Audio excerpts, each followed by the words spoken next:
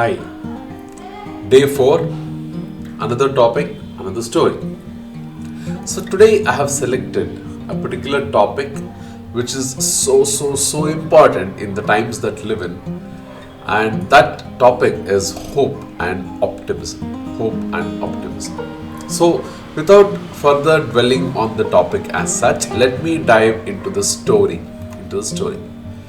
Like, there was once a doctor, a very famous one. There was hardly a disease that he could not cure. He was wizened with age. People lined up to be treated by him, and he stayed in a big city. He was busy throughout the year. Only two things interested him. One, to learn more and more and more, and to help more and more and more. He was not bothered about the money. All he was interested in was to treat his patients. Like, pursuing his first passion, which was to learn more and more and more, he had signed up for a particular symposium or seminar that was happening a little far away in another city. He had to fly there. But due to his busy schedule, he missed the flight. So he decided that I have to go there somehow, and he decided to take his car. Well, he had gotten so busy with his practice that he was not sure how to best drive his car, how to best fastly drive his car, and he nevertheless took his car out and he started driving. And he loved driving, he loved the highways, and as he went about, he lost his way because he was so engrossed in admiring the scenery around him. To his bad luck, it was a faraway city, and to his bad luck, what happened? The weather changed for the worse, and he got caught in the midst of a heavy rain and storm. He was going around in circles here and there, and there were hardly any people on the road because of the climate, and he sadly, could not make it to his destination, but he ended up in some remote village somewhere. His only point was, let me get to know where I am so that I can make it, my way back. I can make my way back to the destination. So he was knocking on a few doors, trying to ask them, where am I? How far am I from the highway? How do I get to the other city where he wanted to go, and so on and so forth. But he was not getting good answers because he did not know the local language, and he was finding it very difficult to communicate with them.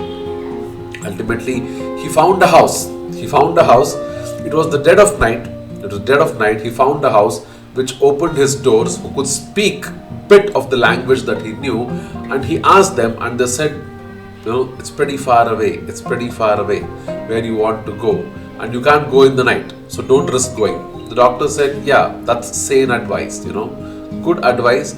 So where do I stay?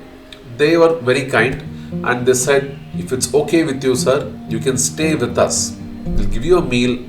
You can stay with us indoors. First light of the sun, you can make along your way.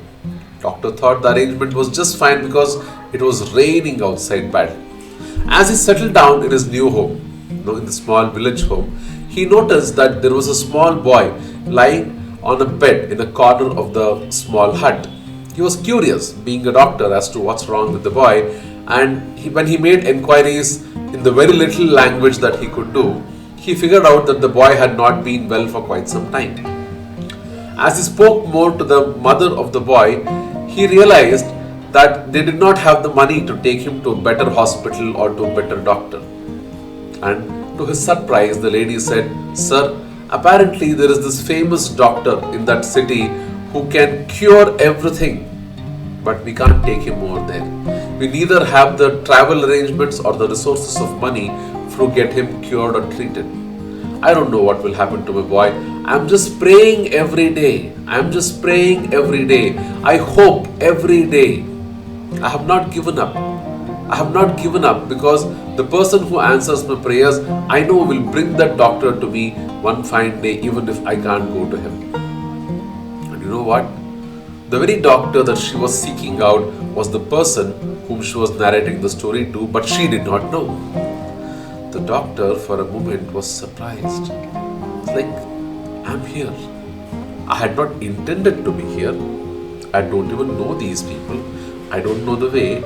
It was sheer chance and fortitude which brought me to the doorstep of this village dweller. And looks like My services are needed over here. That's one of my passions, to treat my patients. That I have made my whole life around it. And he set about doing what best he knew to treat the boy. And he revealed himself to that lady. He told her what to do, and he also promised to look it up further once he reached back the city. And immediately, whatever he could do with the medicines and care, he did. And the lady said a very big thank you the next day to whoever she was praying to. Isn't this what we always keep doing? Pray, hope, be optimistic. You never know how the universe is colluding with other factors which are in favor of you or against you to make your prayer, your hope, your optimism a reality. In the times that live in, yes, we need to be incredibly optimistic. We need to be very hopeful as to what our chances are, be it in career or personal life or mental peace or whatever it is. We need to be very optimistic about it. We need to hope against hope. There'll be people, there'll be circumstances, there'll be many challenging times that will try to shake our faith. I'm not talking about faith in terms of any religion or any deity that you subscribe to. That's absolutely fine if you want to go ahead and do it. I have nothing for or against it. This is not about that. I'm just talking about the hope that you want to have in your life. I'm talking about the faith that you want to pose within other human beings, with the universe that colludes around you all the time. That's what I'm talking about. I hope and I pray and I wish that all of us get through this with a lot more strength and a lot more courage that's much needed in these tough times. Don't lose the hope. Be optimistic. Because after every downfall, things can only look up. I think 2020 was the year when most of us have hit rock bottom. The only way is, yes, you guessed it right, up. Be hopeful. Don't lose hope. There are bigger battles to be won. It's okay to lose smaller fights. There are bigger battles to be won.